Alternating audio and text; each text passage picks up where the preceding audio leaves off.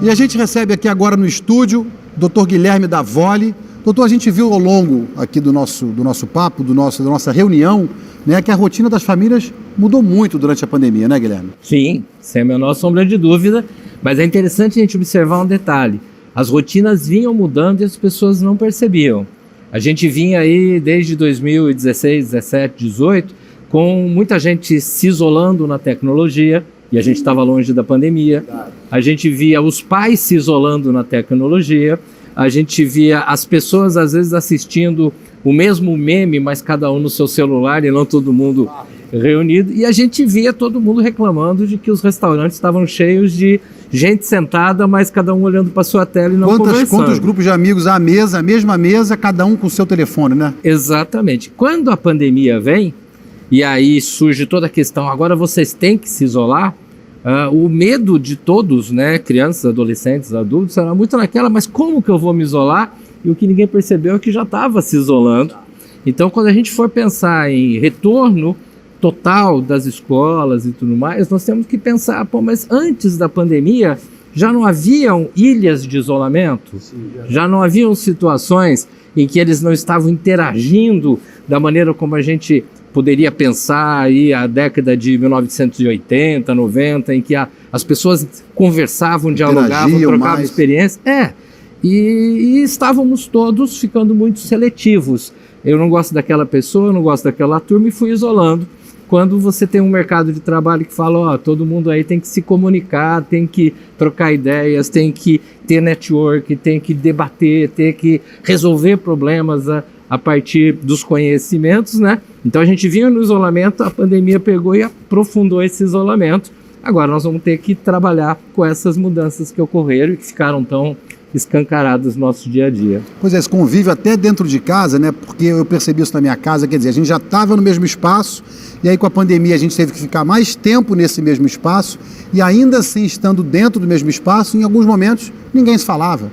Estava cada um enfiado no seu telefone e eu te confesso, Guilherme, eu comecei a tomar telefone da turma, mas não foi fácil não, viu? Não. Aliás, eu acho que o primeiro telefone difícil da gente tomar é o nosso mesmo, né? É tirar ele da nossa mão, né? E criar alguns hábitos, né? Falar, opa, peraí, eu tô num dia de folga, deixa eu ficar longe dele um pouco, né?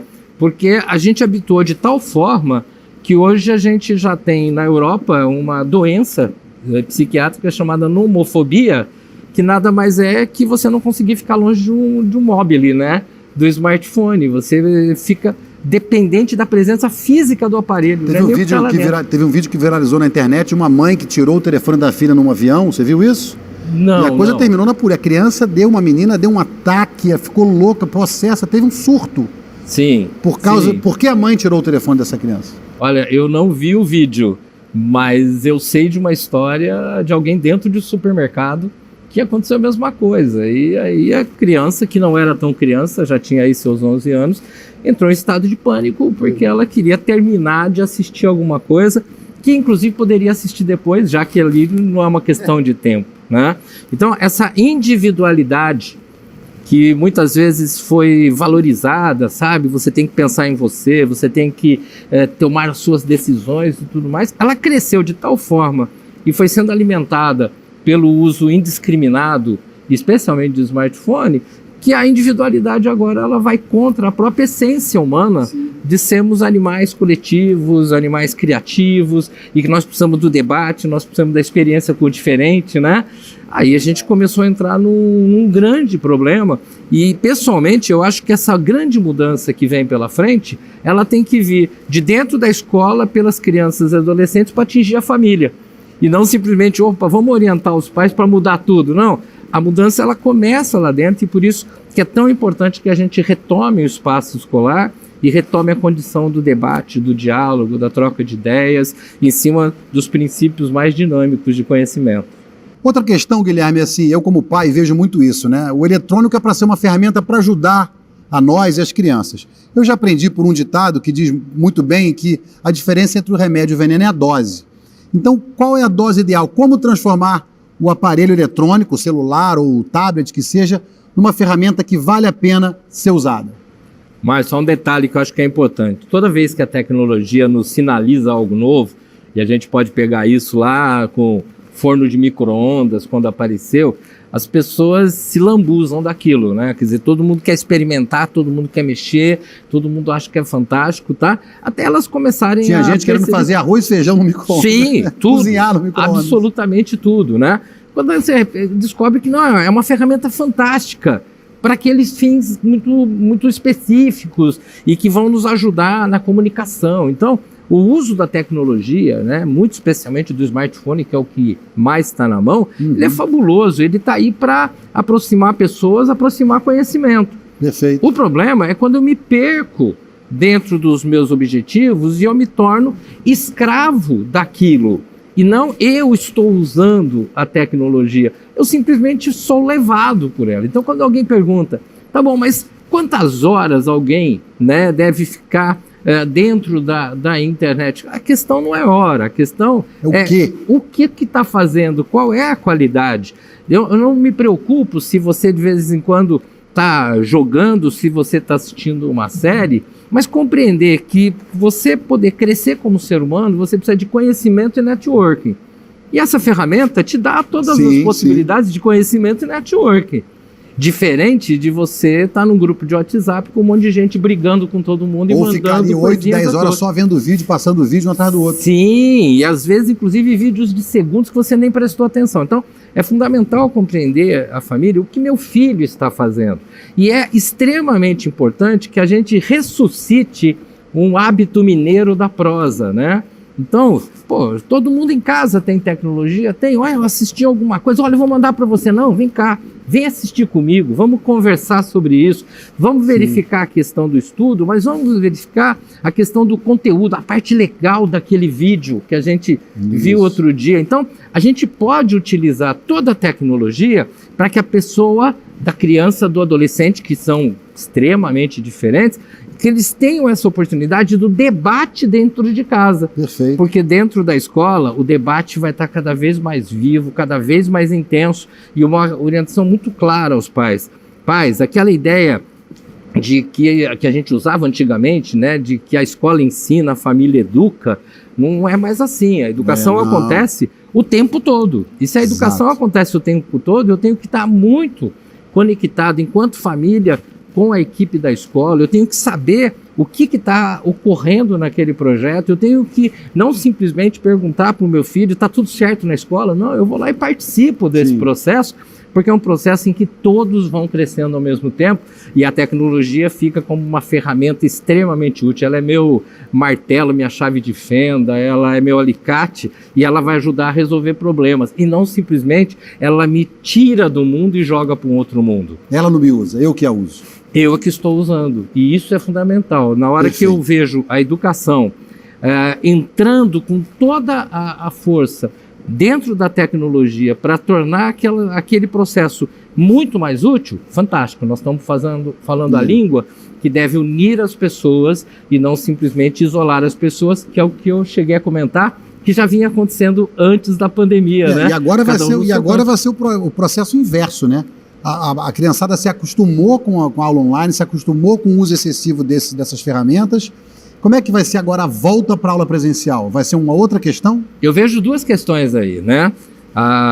Eu não chamo nem de volta para a aula presencial, eu imagino uma ida para uma outra aula presencial, que é diferente daquilo que a gente tinha antes. Vai ser uma nova aula presencial. É uma nova aula presencial que com certeza vai ter a tecnologia aliada a tudo isso, até porque existem resultados também positivos desse período de aula à distância, tá? Então, nós temos que imaginar o aluno indo para essa nova escola, mas sabendo que ali ele vai para conversar, para debater e se envolver. E, infelizmente, muitos jovens das diferentes faixas etárias se acomodaram, não é somente se acostumaram, se acomodaram numa condição de isolamento, porque isso já vinha. Aí acomodou e fala, mas tá bom aqui, eu estou aprendendo aqui, eu estou conseguindo aqui, por que eu preciso lá? E é nessa hora que a família, junto com a escola, tem que mostrar o quanto que é fundamental. Olha, você quer crescer, querido? Se você quer crescer, você vai ter que conversar com gente, se comunicar com gente, não ter medo de gente, você vai ter que quebrar seus preconceitos, você vai ter que aprender a ouvir não, e aí você vai conseguir essa qualidade de vida que a gente vinha perdendo e a gente precisa recuperar. E, Guilherme, nesse retorno às aulas presenciais, que seja em parte, enfim, como é que vai ser esse nível de estresse, de ansiedade? A família tem que estar junto nesse momento, é muito importante, não é? É extremamente importante que a família compreenda que o fato do filho estar agitado demais, porque eu acho que esse é um ponto interessante, a pandemia não criou novas doenças, novos dissabores, ela simplesmente pegou o que existia e multiplicou. Perfeito. Elevou ao cubo, elevou à 10ª potência. Então aquela criança mais tímida e insegura fechou mais ainda. Aquele que agitava o tempo todo está agitando mais, a hiperatividade aumentou. Muitos casos começaram a sair de pequenos sintomas depressivos para grandes sintomas depressivos, tá? Então agora quando a gente fala, vamos voltar, não é simplesmente, que legal, meu filho agora vai ficar feliz porque ele queria voltar, então ele vai voltar. Não, ele vai para essa escola trazendo um tempo bastante grande de inseguranças. Ele já não tem hoje a facilidade da comunicação que ele tinha com o colega ABC que ele tinha na época. Algumas amizades até se fortaleceram de alguma maneira à distância, mas alguns começaram a se deslocar. Aquele que às vezes se sentia um pouquinho inferior a outro do grupo, agora ele já chega com um pezinho atrás, né? Ele chega mais inseguro. E a gente tem presenciado em algumas escolas que já estão tendo seus retornos, sintomas de fobia social, que é quando você sofre por estar no grupo. Daí alguém fala, mas o que tá ruim? Alguém te tratou mal? Alguém te ofendeu? Não, não é culpa de ninguém. Eu tô com medo. Eu tô com a sensação de que parece que a qualquer momento alguém vai me atacar. E isso tem que ir sendo vencido com o tempo, né? Então é muito importante que as famílias considerem, e no diálogo com a escola elas vão ajustando esse processo, que há um tempo de readaptação a esse novo mundo, né? Há um tempo para a gente acertar as novas linguagens, há um tempo para que você se fortaleça. E aí, questões como da ansiedade, que todo mundo fala, meu filho está muito ansioso, a gente sempre pensa ansiedade como coisa ruim, né? E não, ansiedade eu tenho anseios, eu tenho desejo. O ser humano tem anseios. Só virou uma doença, uma patologia, quando a gente passou ali, a partir da década de 1950, a conviver com a palavra estresse, né? E o que é o estresse? O estresse não é humano, a ansiedade é humana. O estresse é o excesso de informação que me desfoca, que faz com que eu já não saiba mais o que é importante e o que não é importante. Então, de repente, eu tenho que estudar, mas a minha cabeça está viajando em outras coisas. Ou eu, adulto, eu tenho que resolver um problema da minha mãe, preciso comprar um remédio para minha mãe, mas eu estou tão preocupado com o que está acontecendo lá no Líbano que eu esqueço de comprar o remédio da minha mãe. Isso é estresse, né? Eu perco o foco do que é meu. E os nossos filhos, os nossos alunos, eles precisam voltar a trabalhar a ideia do foco. O foco no conhecimento, o foco nas relações. E uma coisa que eu acho fundamental, se você quer ter foco em alguma coisa, você tem que aprender a desfocar do resto. Porque o nosso maior problema hoje não é falar, eu vou prestar atenção no filme. É eu parar para ver o filme e parar de pensar em outras coisas. E deixar o celular quieto. Deixar o celular quieto. Às vezes, inclusive, deixar os meus pensamentos quietos.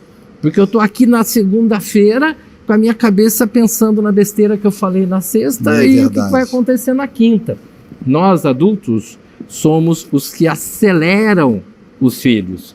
Então, nós temos que ir nos desacelerando pelo nosso próprio bem e, consequentemente, ir criando essa desaceleração que vai fazer com que o filho esteja assimilando o mundo que existe e não simplesmente sendo escravo de impressões antigas ou sendo alguém apavorado com o futuro, né? Não, o futuro está lá, o passado está lá, o presente está na mão, nós temos colegas, está difícil de relacionar, vamos ajustar. E pais, é muito importante notar, independente da sua escola seja um tamanho um pouco menor ou bastante grande, o pessoal que trabalha lá dentro, o pessoal da gestão da escola, ele conhece o nosso filho numa estrutura diferente que a gente conhece. Verdade. A gente conhece o filho em casa, com aquele grupo. Isso aí. Eles conhecem com o outro. É outro comportamento. É outro. Então, dialogar muito com a escola para que a gente consiga entender como é que funciona esse tempo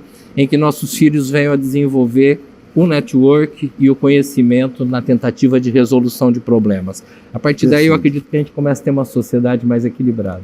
Maravilha. Doutor Guilherme, olha, eu quero agradecer muito aqui o papo, eu gostei muito. Se pudesse, a gente ficava aqui o dia inteiro.